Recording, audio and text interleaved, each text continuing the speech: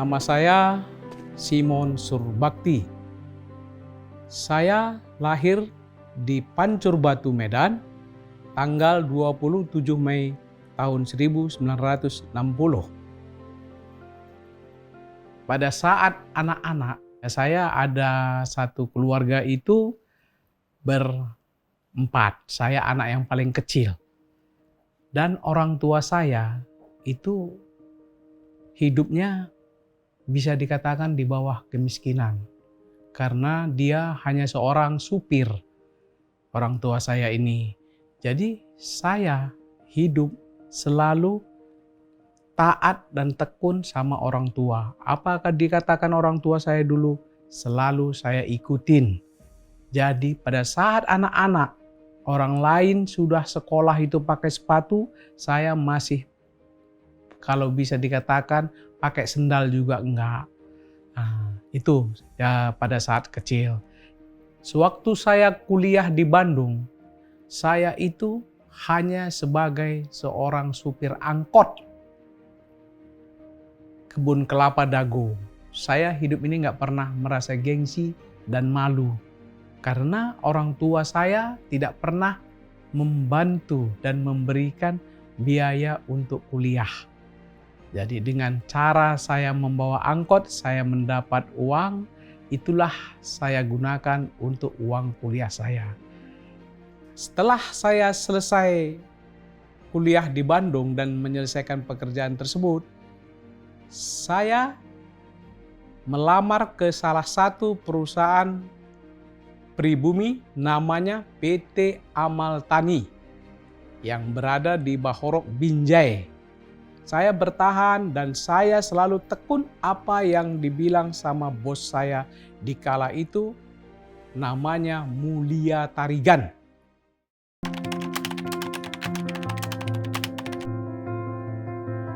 Nggak akan mungkin manusia hidup di dunia ini, apalagi seorang pengusaha yang tidak mendapat tantangan. Itu sudah pasti ada. Dan kami pun di PT Kristianta Boyke Muda Perkasa ini pernah juga mendapat tantangan yang sangat berat. Contohnya, kapal kami ada beberapa juga yang tenggelam. Nah, tenggelam, pupuk yang di atasnya itu sudah sama sekali nggak bisa terpakai lagi. Itu jumlahnya miliaran. Apapun hidup ini selalu kita istilahnya bersyukur. Saya ditertawakan sama teman-teman. Pak Simon itu kapalnya sudah tenggelam tapi masih senyum-senyum juga. Saya bilang mau berpikir apa kita? Memang semua ini sudah takdir dari Tuhan. Jadi kita harus selalu bersyukur sama Tuhan. Karena semua itu sudah ada suratan dibuat oleh Tuhan. Kita manusia inilah yang tidak mengetahui.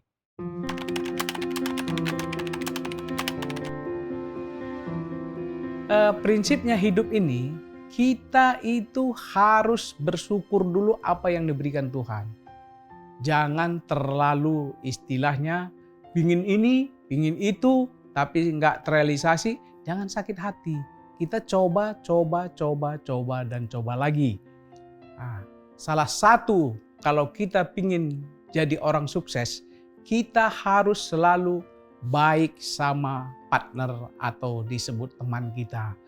Jangan sekali-sekali mengakalin. Prinsipnya kalau sekali kita mengakalin orang, dia sakit hati, dia akan sebarkan siapa itu kita.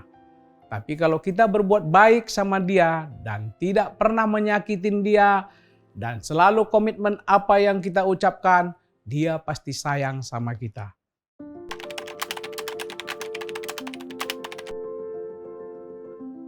Hidup ini harus selalu berteman. Jangan pernah kita sesekali melihat dan menilai orang dari golongan. Semua teman, apapun dia, harus kita temani. Jadi dengan kita hidup tidak membeda-bedakan, niscaya semua orang sekitar kita akan senang melihat kita.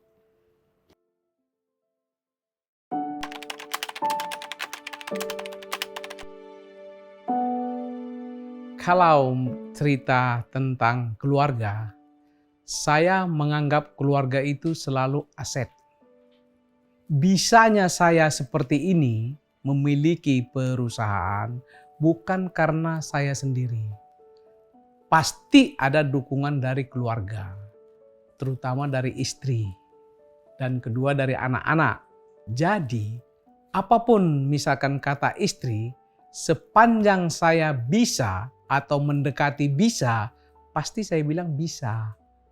Kalau istri kita itu senang, niscaya rezeki kita pasti datang.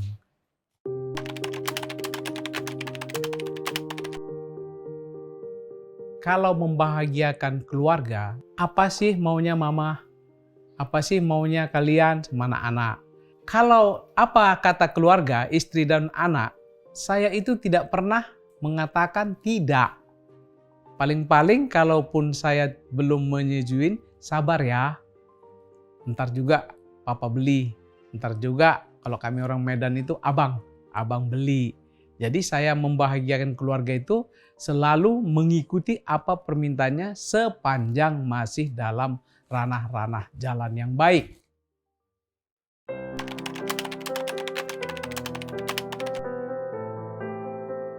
Nah, kalau saya, anak-anak itu adalah aset bagi diri saya. Karena bagaimanapun kita istilahnya majunya, punya usaha apa, punya usaha ini, kalau anak kita itu tidak sesuai dengan kehendak hati kita, tetap itu dikatakan kalau prinsip saya bukan keluarga yang sukses. Jadi saya selalu mencanangkan sama anak-anak saya, kamu itu harus kuliah. Harus selesai.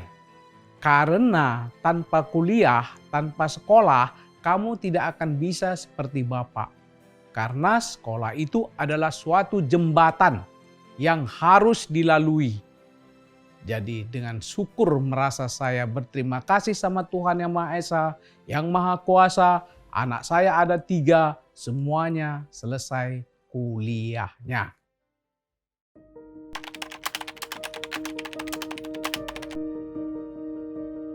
Harapan saya untuk anak-anak ini, dan saya selalu mengatakan kepada anak-anak saya, janganlah kamu sombong, bertemanlah dengan baik, memberilah semampu kamu memberi kepada orang yang membutuhkan.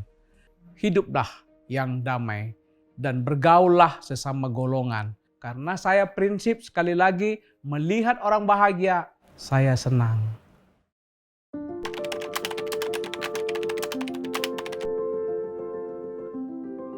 Bidang usaha yang saya jalani pada saat sekarang ini, yang kami sebut selalu istilahnya Perkasa Group. 1. PT Kristianta Boyke Muda Perkasa. Bergerak di bidang pemasaran pupuk ke kebun-kebun swasta besar di Indonesia. 2. PT Takasima Agro Indo Perkasa. Bergerak di bidang pemasaran pupuk juga ke kebun-kebun swasta besar di Indonesia. 3. PT Teladan Trans Agro Pasifik Perkasa. Bergerak di dalam bidang rental alat berat dan pengangkutan sawit, CPO, TBS, dan pupuk di daerah Kalimantan. Yang keempat, PT Pelayaran Sibolangit Perkasa. Ini di bidang pelayaran seperti apa yang saya sebut semula tadi, kita mempunyai kapal sendiri dan mesti mempunyai usaha pelayaran tersendiri juga. Selain itu kami masih mempunyai usaha yang disebut masih baru. Jadi usaha ini bergerak di bidang suplai air minuman ke daerah-daerah kota Medan sekitarnya. Ada juga kami mempunyai unit dump truck yang bergerak di bidang pasir, batu, tanah timbun, dan lain-lain. Ada lagi kami buat usaha di Medan itu rental alat berat.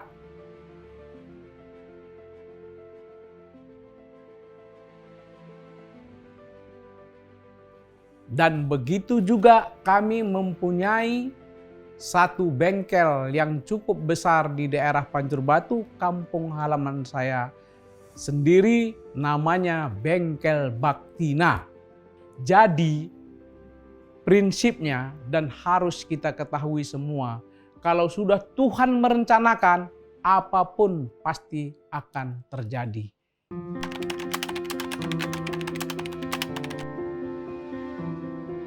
Karena saya juga dulu istilahnya pernah dan lama sebagai karyawan di perusahaan yang lain, dan saya mempunyai pimpinan juga.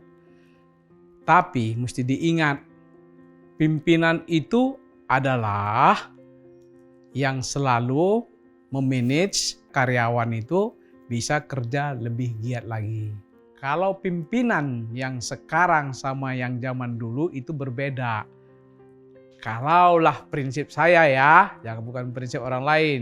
Kalau zaman dulu, kalau ada karyawan itu mempunyai motor raja lah saya bilang, tentu bos-bos ini merasa curiga, dari mana ngambilnya, kok ada motornya.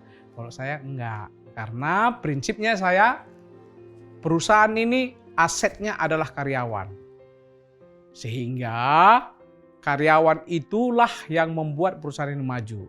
Tapi mesti diingat, tidak boleh juga karyawan atau staf itu sewenang-wenangnya kehendak hatinya bekerja di Perkasa Group ini. Kalau dia istilahnya kerja maksimal, saya pasti perhatikan dia juga. Apa yang dia butuhkan, diperlukan. Sehingga dengan cara demikian ada istilahnya saling pengertian dan saling mengerti.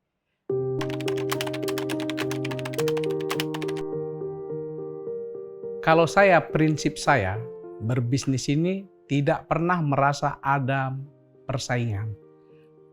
Itu di prinsip saya itu adalah bahwa saingan kita itu adalah teman. Teman yang bisa kita ajak untuk bergabung berbisnis. Kalau adalah seorang pengusaha selalu menganggap saingannya itu adalah musuhnya, itu adalah kesalahan besar. Nah, jadi prinsipnya pesaing bisnis kita itu adalah sahabat kita juga.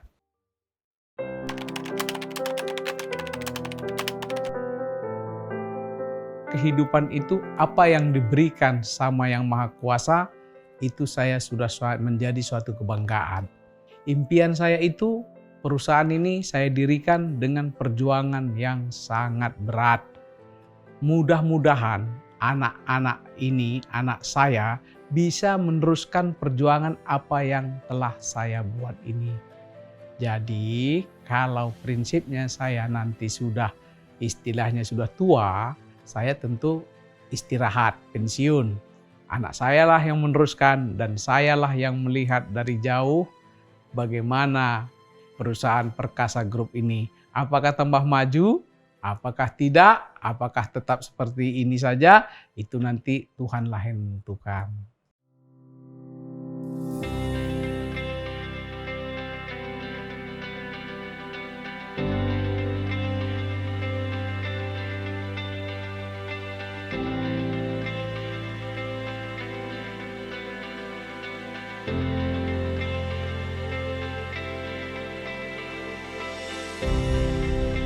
Perkenalkan, nama saya Suranta Surbakti. Saya di sini sebagai direktur dari Perkasa Group. Di awal saya bekerja di sini di tahun 2013, saya itu pertama kali masuk, saya itu nggak ada sedikit pun saya dikasih sebuah laptop atau komputer. Saya hanya dikasih sebuah buku kas. Buku kas itu, dan itu saya mencatat. Kalau bisa dibilang itu saya sebagai admin. Mungkin Bapak berpikir saya itu harus mendidik dari bawah. Saya catat. Disuruh Bapak belajar sama orang ini. Saya belajar sama Bu Endang, semua sama orang-orang yang mungkin senior di kalangan Bapak. Akhirnya ada sebuah ruangan lah untuk ruangan musola. Nah, musola itulah dijadikan ruangan saya sendiri. Dan di situ saya diajarin sama bapak saya sendiri. Nah, maka dari itu setelah saya berproses dan itu nggak langsung saya itu dijatuhkan, ibaratnya dinyatakan bapak saya itu sebagai direktur. Prinsip saya itu cuma satu, saya harus bisa menguasai apa yang ada di perusahaan ini. Jadi saya itu mau naik itu secara proses. Itu mungkin didikan bapak. Nggak enak sebenarnya kerja di perusahaan orang tua. Kita mempunyai sesuatu pasti dianggap karena bapaknya. Kita pun buat benar pasti dianggap salah. Karena dimanapun salah karyawan harus pimpinannya disalahin. Saya menganggap saya juga salah Pak, saya minta maaf. Tapi dari situ saya belajar bahwa semua proses itu tidaklah gampang. Saya itu mulai ini dari nol, saya bilang. Nggak mungkin Bapak itu ngasih ke saya itu suatu tanggung jawab besar kalau saya nggak bisa mengendalikan atau mengatasi masalah tersebut dan menguasai apa inti masalah tersebut. Saya itu ingin bahwa Perkasa Group ini dikenal. Kalau perlu dikenal semua orang, dikenal seluruh Indonesia, bahkan dikenal seluruh kebun sawit, baik swasta, baik negeri.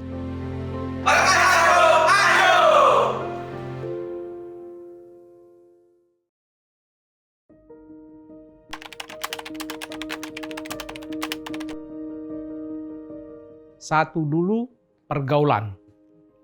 Kita mesti mempunyai pergaulan yang luas. Dan orang lain itu mesti kenal siapa kita.